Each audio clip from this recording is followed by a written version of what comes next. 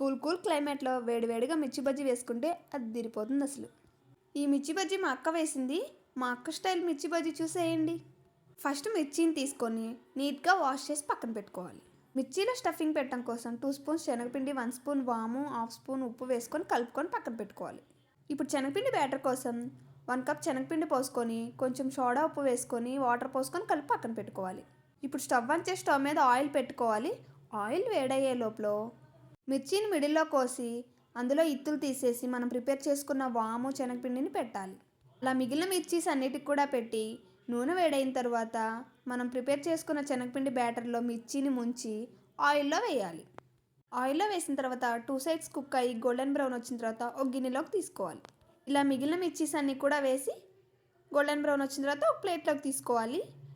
ఇప్పుడు ఒక బజ్జీని తీసుకొని మిడిల్గా కట్ చేసి వేయించుకున్న పల్లీలు, సన్నగా కట్ చేసుకున్న ఉల్లిపాయ ముక్కలు పెట్టుకొని పైన సన్నగా కట్ చేసుకున్న కొత్తిమీర వేసుకొని లెమన్ పిండుకొని తింటే ఉంటుంది, సూపర్గా ఉంటుంది అసలు.